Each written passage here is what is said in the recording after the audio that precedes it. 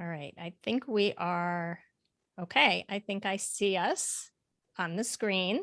So hopefully that means other people see us. Sign. I just need to make sure that my sound is not going to be all Reverberatory. exactly. This I just happens got, to me I every got, time. I I hear got myself notice back. in on my phone. I can see us on my phone. All right. So we know we're there. We don't know if anybody else is here. So if you are here Casey can live, hear us. all right. Thank you, Casey. Okay. So while we're waiting for people to join us, I thought it would be fun because I know that we have a lot of Mike Michalowicz fans here. So I thought, don't be shy, Mike. I thought it'd be fun if you could just post in the chat, what's your favorite Mike Michalowicz book, or what Mike Michalowicz book has made the biggest impact on your business. So go ahead and post in the chat and say hello. And I can see it coming in live. So I want to shout out to Dawn, Seymour, Casey, Georgina, Tanya, Andrea Russell's here, Adam McKee's in the house, Steve Dale, Kim Riley, Logsden is here. Yeah, folks are coming in quickly. So welcome everyone.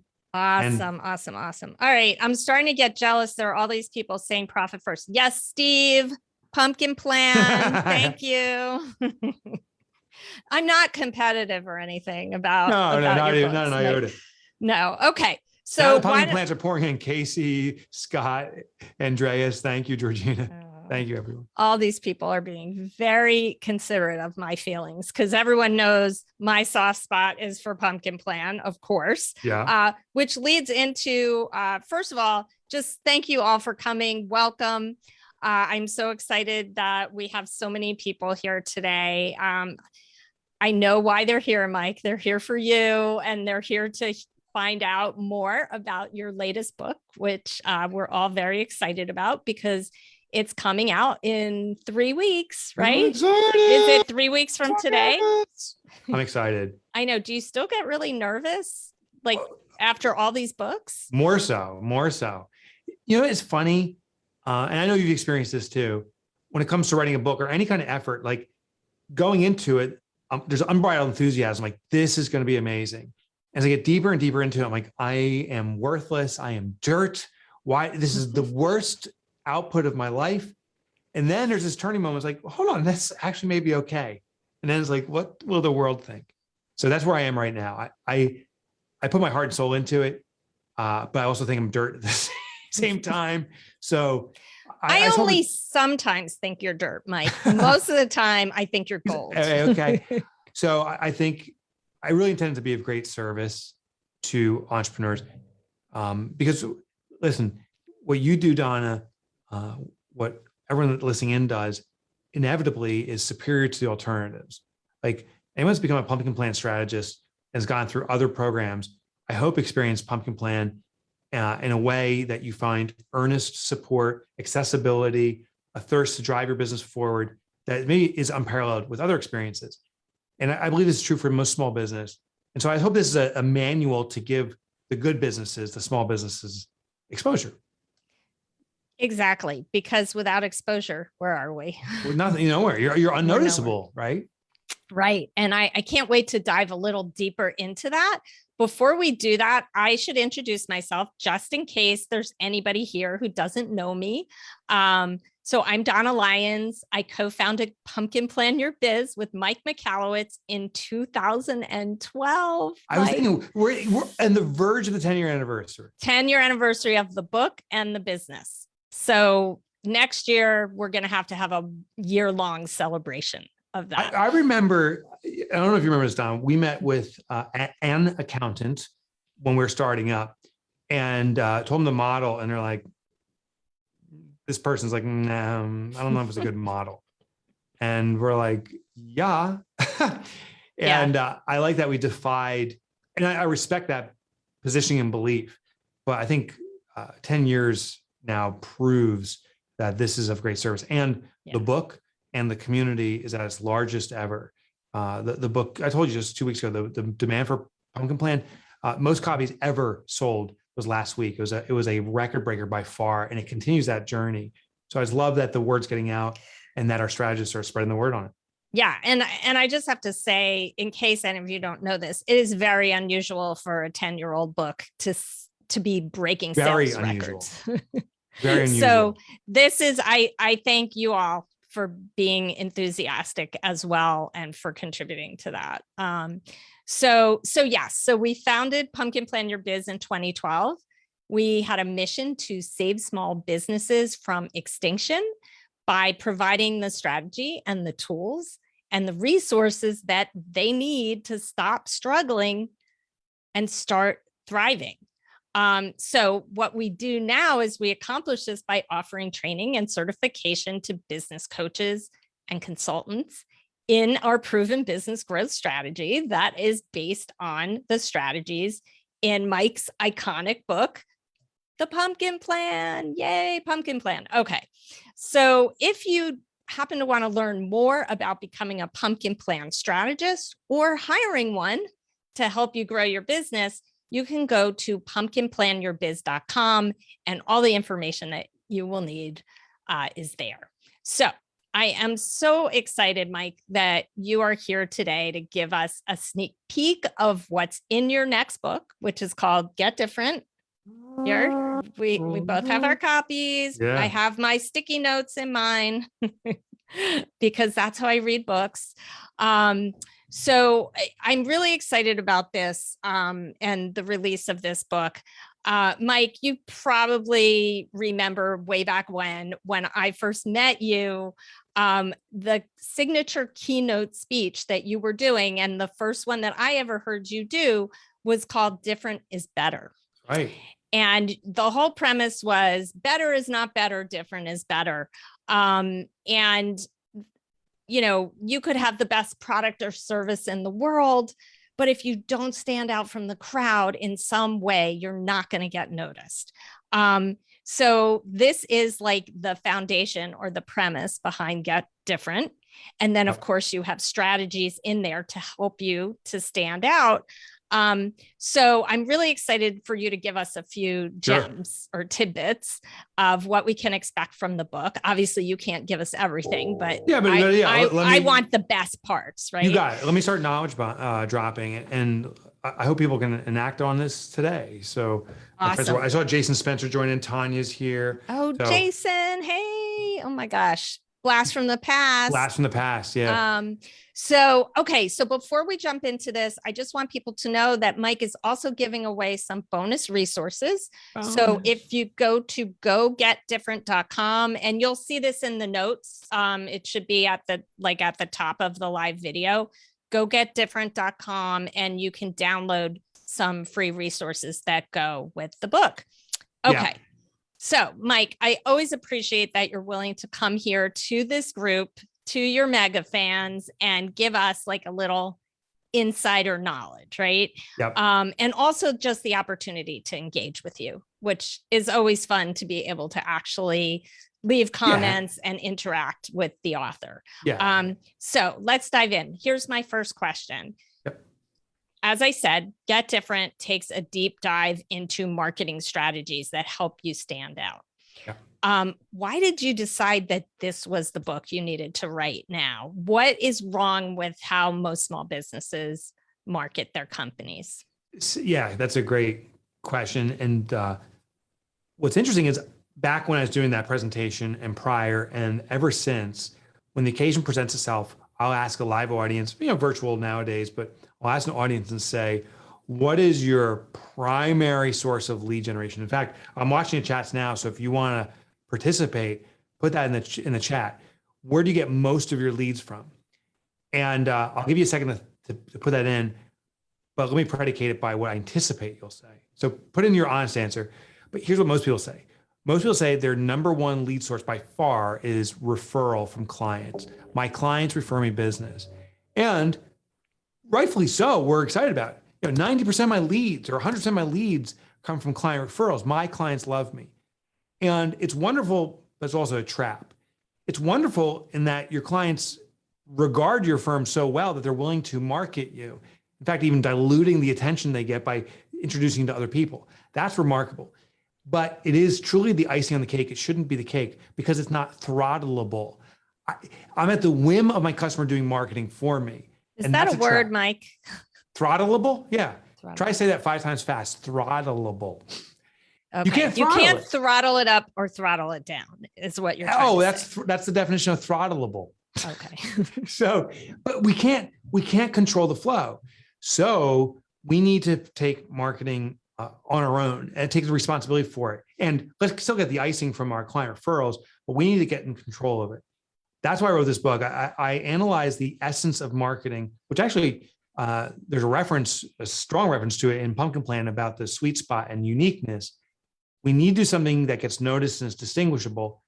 And the last thing I want to share about marketing is clients' experience with us will only happen when they experience us.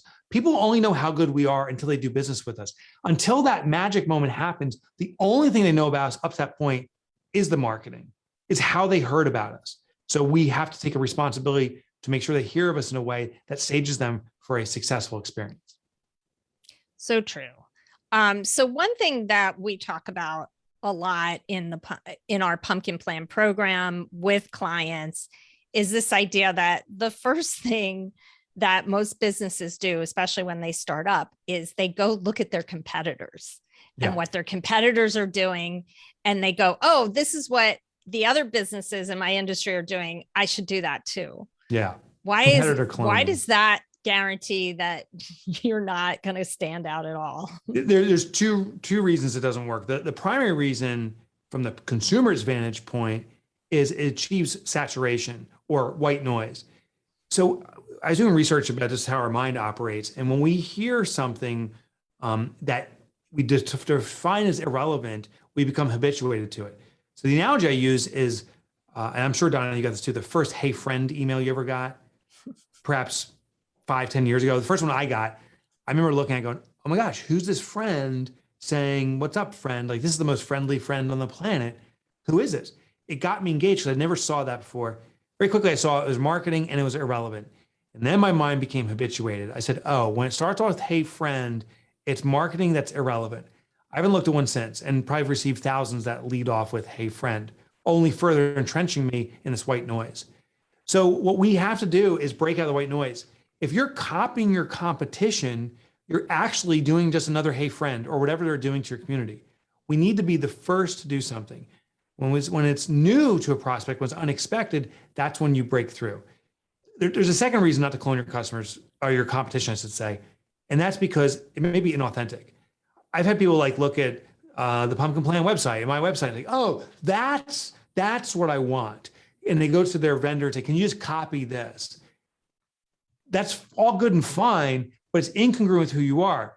At a certain point, when the customer goes down that journey with you through marketing and experiencing you, if there's an incongruency, that is translated to a lie. You position yourself one way, you're delivering another way. That's incongruent. That's inauthentic. You aren't being truthful to me. And that is a real compromise. So what I found when I was writing this book is that don't copy the competition because you want to be different from the competition, and be true to your intrinsic self in all of your expression, your marketing expression, and the services themselves. And that's how you win over permanent trust. Yeah. And, we also use this concept because in the sweet spot, the unique offering. Oops, sorry, I hit my mic. I said I wasn't going to hit one of those big gongs. It does. I know. I'm sorry. I apologize to anybody who just got like a reverberating sound in their ear. It's because I talk with my hands. So I'm sitting on one hand now. and I'm just looking down, looking at all that chat coming through. So Steve Bosquet's here, Shannon Keaton, Darren Chiaffi, just great comments pouring in. So happy to see everyone here. Hey, Geraldine's here. Gail. So the whole thing about being unique, a lot of us have a fear of being different. We know we need to be different to stand out, but we're afraid that people are going to say like, oh, that was really weird. Why did nobody does that? Yeah. You ever hear somebody say that? Oh, nobody does that. And my answer is that's why you need to do it. I hear it. And listen, I get it. I'm a goofy, weird guy, and it still frightens me when I hear that. I think what we appreciate is that we are all the human animal. And if you rewind in the history of humankind, you'll see that we're in the Neanderthal caveman, cavewoman days. When we were cave people, if you did something that made you stand out, you actually put your life at risk. If I said, like, say we're all like, we're going to go hunting now, and you're like, we're going for a woolly mammoth. Everyone's like, woolly mammoth. I'm like, no, we're going for a saber-toothed tiger. Who's with me? And I go running off. The tribe will retaliate and say, you're out of the tribe. We have to do this collectively. And now I'm on my own, which was certain death back then. Well, fast forward to today, it's a modern society. It's still that reptilian brain is still there. There is this weird dichotomy going on in that we don't want to stand out because there's a punishment associated with that, even as extreme as death. Yeah. Conversely, we want to stand out because that's the only way to garner attention and to grow our work, our business. So it's very wild, but we want to be noticed without being noticeable. We want to stand out without having to stand out. You can't differentiate without being different. So I just invite anyone that's struggling with that fear, A, to accept that's normal, but B, realize that worked 3-4 millennials ago or whatever. But today, if you feel that fear, just realize that's old fear. Stand out and be different. True, the immediate community around you may say, that's weird, we don't get it, but there is a tribe waiting to embrace you, waiting for you, saying, finally, someone's speaking to me in the way I want to be spoken to, has what I want them. So we got to differentiate ourselves. Yeah, Ken just said, it sounds like junior high school. That's exactly it. Right. Yeah, I'm with exactly you, Ken. it. We're worried about standing out too much and then being ostracized. But I will say this community here in Pumpkin Planters Rock, everybody should feel free to be completely unique and different and be accepted by everybody in the group. Because we are the weirdos, Yes, and that's we something are. to be embraced. We are the weirdos in a good way. In a good way. Yeah, you're not a creepy weirdo. You're a weirdo, Yeah. which means you're willing to embrace your difference. That's the irony, is the stronger the tribes are, like what we're doing, is usually the stronger the self-expression. It's the large communities where we come watered down. So a lot of us say, oh, I want to get this massive market of small business. Well, the only way to target all of small business is to speak to everyone, which is the most generic messaging ever. We love small business. But as you get to a more narrow community, you can speak more strongly to their language, their needs, and you can speak exactly to their problems, which then makes you very palatable and desirable. The analogy I use is a doctor. Can you imagine, say you need brain surgery, a very specific, dangerous procedure, and you go to the doctor, and Dr. One, she says, all I do is brain surgery. All I do is this one process, the exact situation you have. I've done 1,500 before, and I'm going to do it for you. And I have a 99.9% success rate. I want that. But could you imagine going to another brain surgeon who markets themselves saying, I do brain surgery along with other 10 things. And we do a 2-for-1 deal today. Get brain surgery and your foot repaired at the same time. I'm also a heart surgeon, and I'm dabbling in childcare. Like, I don't want that. The further you dilute yourself, the less effective you are at saving my life. And understand that the best clients see your offering as saving their business. They want the elite provider. And all that messaging starts at your marketing level. Absolutely. Okay. So I know you've introduced a new system in the book, and the acronym is DAD. Yeah. Because you're an awesome dad, by the way. Thank you. So so tell us what that means. Let's dig in. So what I try to do, what we did with the pumpkin plan, what I've tried to do with the other work I've done, is try to boil down to basically the Pareto Principle. What's the 80-20 rule? What's the few things we can do that have the 80% impact? In marketing, I found there's 3 elements that define successful marketing. And you can use this as a test of any of your own marketing, but your competition's any marketing. It first must differentiate. Differentiate means that it is distinct among what the white noise is in the community, and your consumers will see that. In fact, we're hardwired to see different. We have to, because how the brain works real quick, there's this thing called the reticular formation. Its job is to ignore most stimulus. There's constant stimulus around. If you just look around your space right now, there's thousands of things that you could pay attention to, but you're probably limiting yourself to a few things right now. That's the reticular formation functioning properly. But it opens up for 3 things: threat, opportunity, and different. If someone like walks in and they have a gun in their hand, this conference, this presentation's over, you're paying attention to that. Reticular formation says we got to preserve our lives. Opportunity, if you get an email chime saying, hey, we'd like to place that order right now, I suspect that's going to gain your attention. Or someone plops down stacks of hundreds of thousands of dollars, you're going to listen to that person. But the third thing that gets through is different. If something unexpected presents itself, we have to pay attention to it. Some creepy clown comes up and looks in your window like this. You have to pay attention because our mind is this some kind of weirdo clown murderer? Or is this my uncle being funny? We have to evaluate it. That's different. And it works in all your marketing. Do something that's inconsistent, you get attention. But here's the key. It lasts for about 1/10 of a second. We evaluate and we act very quickly. And the most common way we act is by ignoring. Oh, that was just my stupid uncle. Ignore him. I'm back to work. So after we differentiate, we must then attract. That's the second letter in this acronym. Attract means, is it a compelling opportunity now? So different gets attention. Is this something that serves the client in this moment? Is it serving a problem I have? Is it, does it entertain me? Is it simply invoke curiosity? Is there a compelling reason for me to stay engaged? We must deliver that immediately.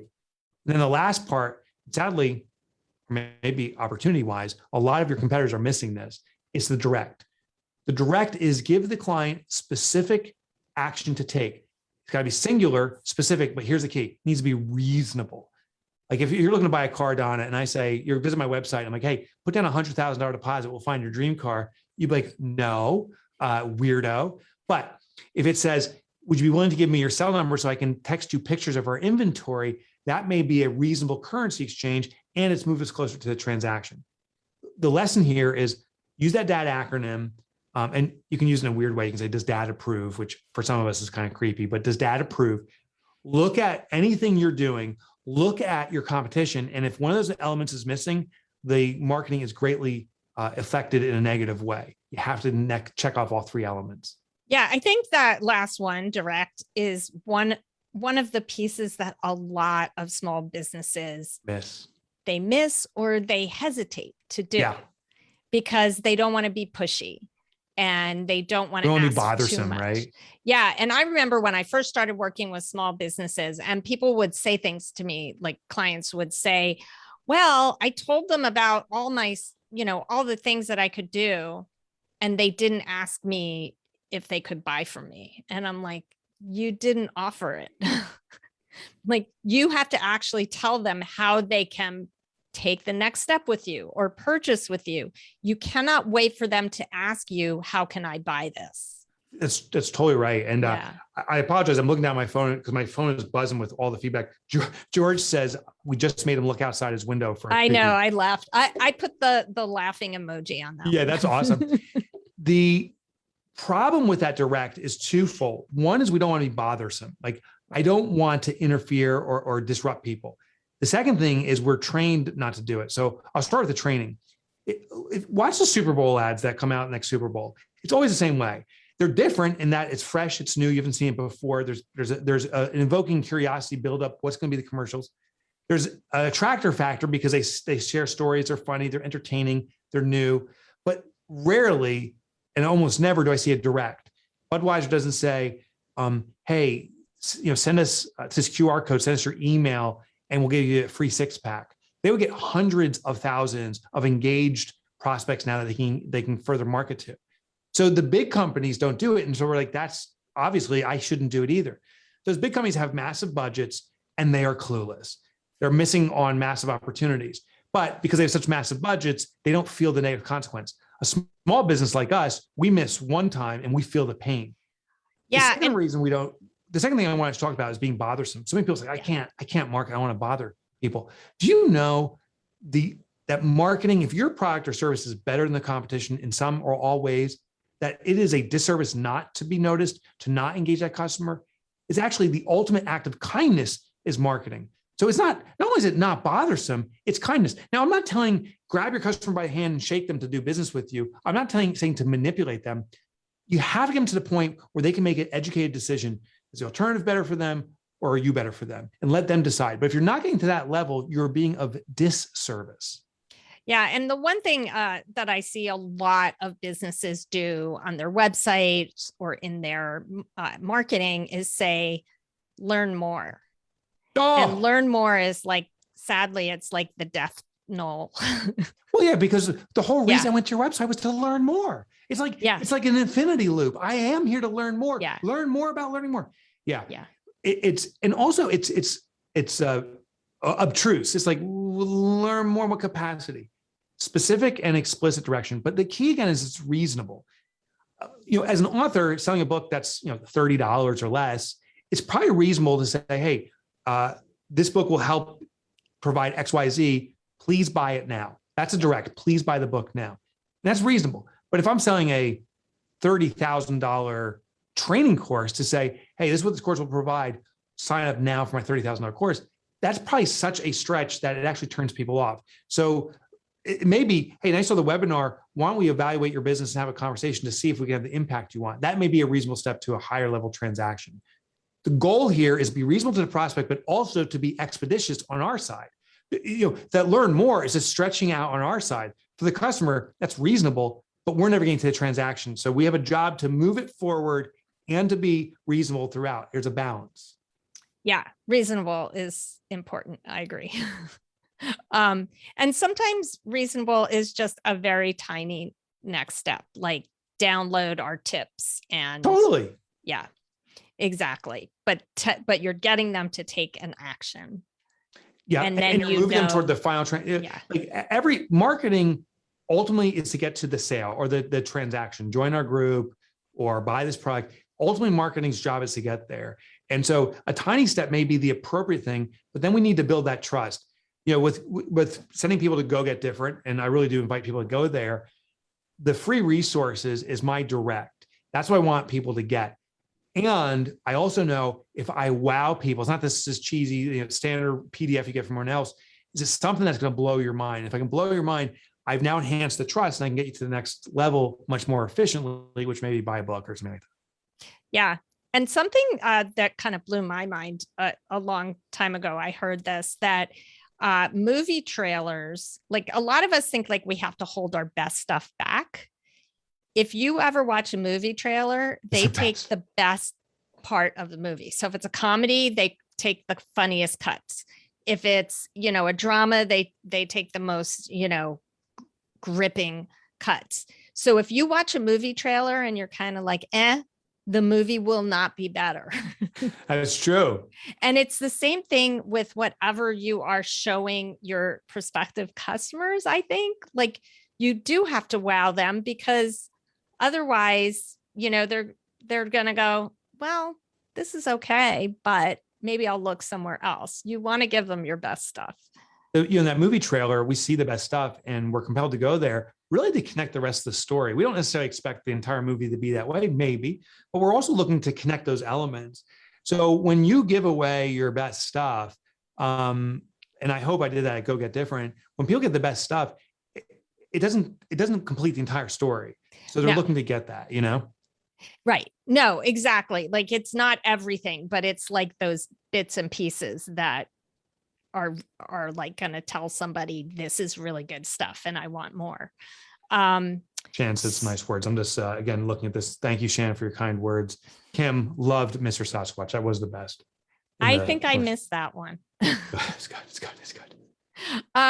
So to shift gears a little bit, Mike, you talk in the book about marketing in millisecond increments. Yes. What is that about? This honestly was my favorite part. So I geeked out a little bit. My editor told me to restrain myself. So I just put the best parts of this in here in the book, but I may expand a little bit right now. How our brain operates, as I research this, is just, no pun intended, mind blowing how efficient and effective it is. So we have this thing called reticular formation at our brainstem that's designed to ignore everything. There's tons of stimulus, we ignore it. But when a threat presents itself, we pay attention, goes to the amygdala, which is our fastest response. If you ever see something squiggle in the grass and you jump back before you even know what it is, thanks to your amygdala, it thinks it may be a threat, better to get out of the way before we evaluate that, oh, someone just turned the hose on. Opportunities go to the prefrontal cortex, like, oh, someone's putting money down, maybe I should take the money. Like we put thought into that. But the other thing it goes through is threats. Threats and opportunities, but it's the unexpected. And when the unexpected goes through, we evaluate it. Now that connection in our brain happens in about 1/10 of a second. So the acid test to this is if everyone listening in right now, if you blink as fast as you can, if you just did that, that blink takes you longer than it does to process the consideration of opportunity, threat, or unexpected. Like that's how quick the reticular formation is moving, faster than 1/10 of a second. So marketing is happening in these milliseconds. As I went through marketing literature, and there's some amazing work out there. Alan Dibb's work, the one-page marketing plan, extraordinary. A lot of Don Miller fans here. Don is just an extraordinary human, and his book Story Brand is breathtaking. Get these books, and there's countless others. But I did see a common theme that I think people are tripping up on, and it was that marketing is a plan, that I'm going to devise it, commit to it, and stick with it. But we skip this element of, is it really working in the milliseconds or not? So to make my book different, I focused on millisecond marketing. What do we need to do to affirm that the marketing is working in that kind of acid test, that blink test? In the DAD framework, that D, the first D, differentiate, happens in 1/10 of a second. The attract component happens in accumulating incremental milliseconds. And then the direct happens again in milliseconds. We're making judgments throughout. We're going to use a technique called experiments. We don't do marketing plans in this book. It will become a plan, but we start with experiments to prove out that we're winning the milliseconds. And once you're consistently doing that, then we start expanding on those milliseconds, and then it revolves or evolves into a marketing plan. Okay. Well, I like that, because then, if you committed to a year-long plan and it's not having, getting a response, that doesn't make any sense to stick with it, right? No, it doesn't. But here's the ultimate lie in marketing. We are told when our marketing isn't working, we're not doing enough of it. And I'm calling BS on that. That's the danger of that plan. Oh, you were running Facebook ads. Oh, you only did a week. You need to do 6 months and you'll see results. That is an abject lie. And we see it in all forms of marketing, that if it's not working, you're not doing enough. The reality is, if it's not working, we have to investigate those micro milliseconds to determine why it's not working. So marketing plans are great when they promote great marketing. We try to get to that determination of what it is. And I suggest doing experiments to get there. Yeah, I like the experimentation. So we have about 10 minutes left. And I was thinking, does anybody we've got some great comments in the chat. Yeah, I've been watching. It's awesome. Does anybody have any questions that you are dying to ask Mike about anything? All right, about the book, but anything about business or marketing, or about specifically Get Different that you would like to ask, please just drop your question in the comments. So let's see. Adam, I love that Steve Dale says blinking so fast it feels like a disco ball. Yeah, a question did come in from Dawn Seymour. It says, can you attract the wrong audience? And the answer is yes. Yes, yes. That's why I wrote the pumpkin plan. That's why Donna leads our effort, is we need to do client cloning. What you can do is, I know there's a lot of pumpkin planners here. Use that process of the wish list to identify your best customers. Once you know who they are, that's the ones we want to target with. Test out your marketing on them, not telling them you're marketing to them, but try marketing to them. I had one instance where a company that was targeting their best customer started marketing to them as a competitor just to engage response. So they didn't know the brand.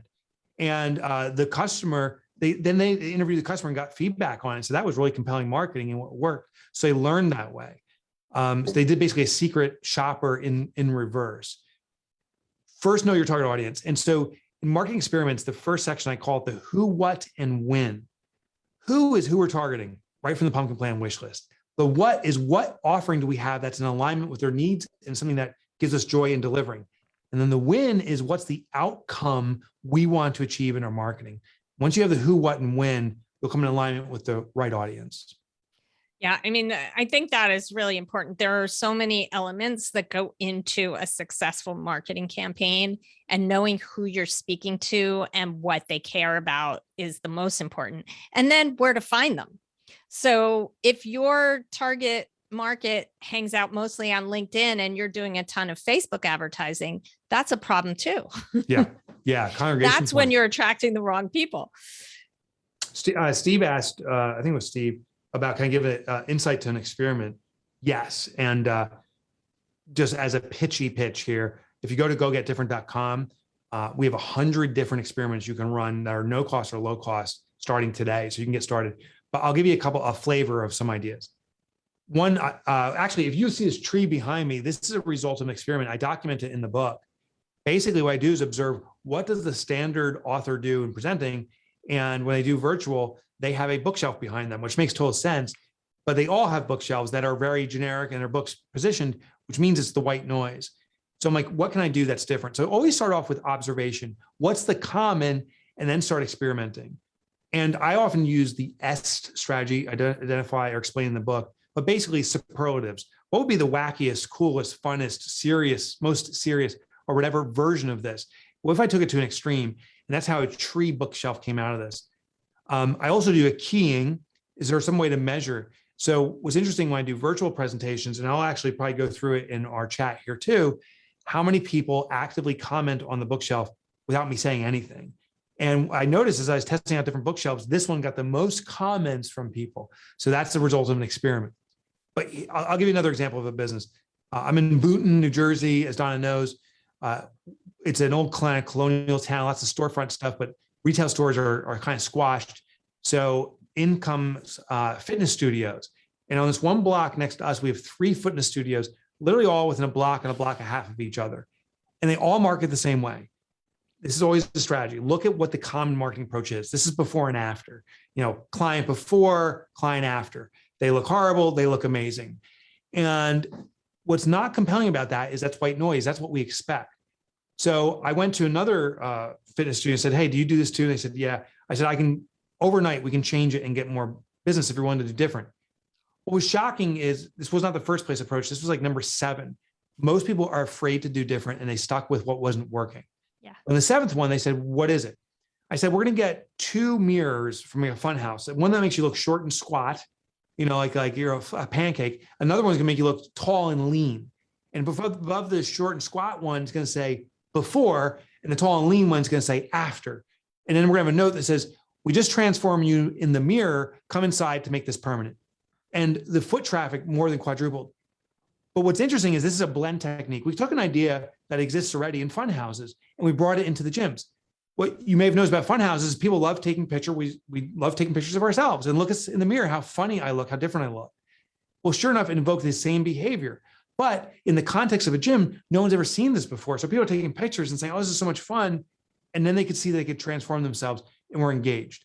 That's a form of an experiment that we ran. That's fun.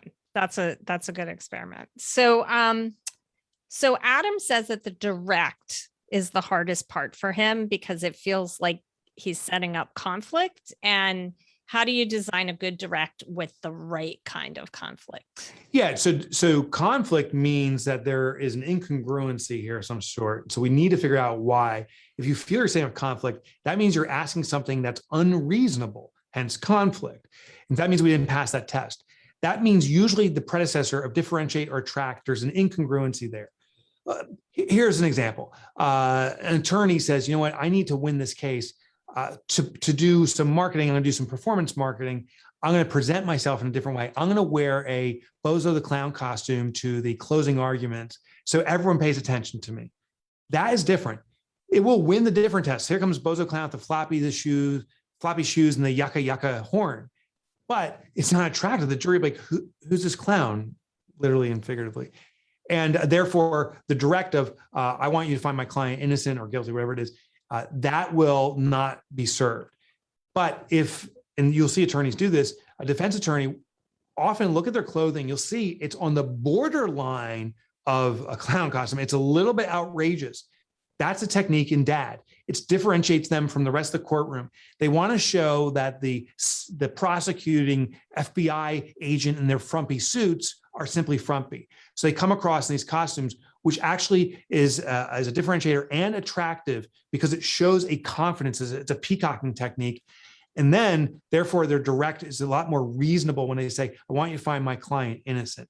So if you feel that's unreasonable, there's something in the prior stages that is amiss, and we have to resolve that. So Shannon asks if you have any thoughts on how to be different in a funnel? Because she feels like every time she goes through, I'm assuming sorry, I hit my mic again. Every time she goes through an online funnel, I assume she's talking about, it just feels like the same thing, like copying your competitors. Yes. And it's actually, Steve asked a question about what's too weird. And these kind of work in parallel. There is no too weird if you're a weirdo, but don't do something that's inconsistent with what you are. Some people get confused with, oh, different means I have to be extreme or outrageous marketing. This is not about outrageous marketing. In fact, I would argue that's harmful. That's the Bozo the Clown, yucca, yucca costume. What I'm simply saying is take who you are and amplify that natural self. I know Steve well. Steve's a very approachable, affable guy. He likes to have fun afterwards. I know he's done some karaoke and stuff, and we like to throw back a cocktail together. Lean into that because that's who we naturally are. In our funnel, people need to see that authenticity throughout. So the first, we must differentiate to get the person's attention. Then we must do something that's attractive. But the thing we want to do is make sure that attractive factor is in alignment with who we are. So if you come across, say you're not super professional, say you're goofy and silly, that's who I am. And I try to be super professional and buttoned up. There's a certain point during that funnel, or when you experience me, that you'll see an incongruency saying, he's joking around now, but I thought he was an uber professional guy. That makes me a liar. And then the funnel falls apart. It's untruthful. It's inauthentic. So simply look at who you are and amplify those idiosyncrasies. If you are the most serious, damn it, be the most serious throughout and ensure the absolute integrity to that marketing message throughout your entire funnel, that every experience hits that again, because it's like a drumbeat. You know, people hear it again and again, and it's an affirmation saying, oh, I made the right decision in the beginning to join this tribe or to participate in this funnel because this person's the same every single time. Yeah, Consistency converts. That what I'm hearing is this is branding. This is injecting the personality of your business into your funnel. So don't just use the marketing language that everybody else uses. No. Use your own language that you would use and base it on the language that your best clients use. So you're speaking their language. So in my mind, what would make a funnel stand out is if I feel like each time you offer me something, you're speaking directly to me, which goes back to understanding who your clients are and what they need to hear. So some clients want a super serious, totally. Give me the facts, whatever. And others want a goofball. Yeah, that's right. And I'm not pointing any fingers at who's a goofball. Well, no, and I'm raising my hand. I am a goofball and lean into that. I'm proud of that because I realize I can't serve both communities. If I try to go after the super serious and be the goof, I have a split personality and that serves no one. So I lean to my community. Here's what's interesting. Some people will be so persuaded by what you do that they're willing to put their own values on hold for a moment. I have consumers, my stuff that are like uber serious and they're consuming profit first. And they're like, listen, for me, I got to swallow this pill because he's kind of hard to swallow for me, but I love this stuff. Also, at the same time, I have a big community that's like, this is the guy I've been waiting for. Finally, entrepreneurship doesn't need to be business all the time. We can be our true natural selves and they lean into it. So pick your community, starts with you, be really proud of that and lean into it. You are going to get a few naysayers along the path too. So I have some people say, this guy's an idiot. He's making a mockery of business. He's one person called me the son of the devil, which maybe, I don't know. But when you get those naysayers, the danger is then we cater to that one loud negative voice and ignore the thousands of affirmations that we're getting out there. So never cater to the naysayers unless that's your core community that's saying this isn't working anymore. Mike, you've gone too far over the line. Then I got to ratchet it back. But always be yourself fully. Again, consistency converts. Yes. Be true to yourself. Be true to yourself. Absolutely. I think that is a good place to end this. I know that we could probably talk for a long time. I'm guessing you've got another appointment to go to, Mike, because your schedule is hop right now. I didn't realize. Always really tight.